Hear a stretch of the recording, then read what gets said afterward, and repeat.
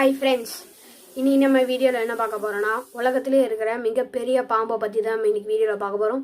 வாங்க வீடியோக்குள்ளே போகலாம். வாங்க ஃப்ரெண்ட்ஸ், இப்போ உலகத்திலே இருக்க மிகப்பெரிய பாம்புகளை பற்றி தான் நான் இந்த வீடியோவில் உங்களுக்கு சொல்ல போகிறேன். வாங்க பார்க்கலாம். நம்ம 5th பார்க்க போகிற பாம்பு என்னென்னா ஸ்னேக் இன் ரோட். ஒருத்தர் ஸ்பீடாக ஹைவேஸில் டிரைவிங் பண்ணிட்டு போயிருக்காரு. அவருக்கு முன்னாடி ஏதோ ஸ்பீட் பிரேக்கர் மாதிரி வந்துருக்குது. அவர் காரை விட்டு இறங்கி பார்த்தம்போது தான் தெரிஞ்சது அது பெரிய அனகோண்டா பாம்புன்னு. நம்ம 4th பார்க்க போகிறது ஸ்னேக் இன் ரிவர். ஒரு வயசான தாத்தா எப்பவும் போல் ரிவரில் மீன் பிடிக்க போயிருக்காரு. அப்புறம் அவர் வலையில் ஏதோ பெருசாக மாட்டியிருக்குன்னு என்னென்னு அவர் அதை எடுத்து பார்த்தா இவ்வளோ பெரிய அனகோண்டா. அவர் அதை வாழை பிடிச்சி இழுத்து விளையாண்டிக்கிட்டு இருந்துருக்கிறாரு.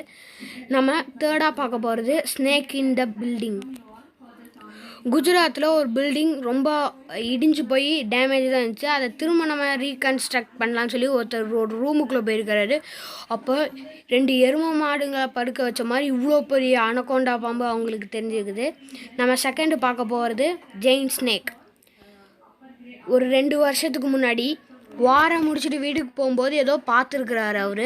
அது என்னன்னு சொல்லி ஃபோட்டோ எடுத்துகிட்டு வச்சுட்டு அவர் அதை போய் கவர்மெண்ட்டில் காட்டும்போது தான் தெரிஞ்சது அது ஒரு பெரிய பாம்பு. ஆனால் அவர் ஃபோட்டோ எடுக்கும்போதே அந்த பாம்பு செத்து போச்சு.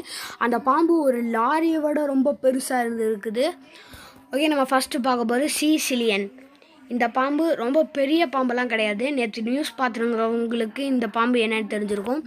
இந்த பாம்பு பார்க்க ஒரு புழு மாதிரி தான் இருக்கும். ஆனால் இது ரொம்ப விஷம்லாம் கிடையாது, ஒரு சாதாரண பாம்பு தான். இது இப்போ தான் கண்டுபிடிச்சிருக்காங்க புதுசாக. இந்த வீடியோ உங்களுக்கு பிடிச்சிருந்தா லைக், ஷேர், கமெண்ட் பண்ணுங்கள். நம்ம சேனலில் புதுசாக பார்க்குறவங்க ஃபன் கிங்டம் சேனலுக்கு சப்ஸ்கிரைப் பண்ணுங்கள். தேங்க்யூ.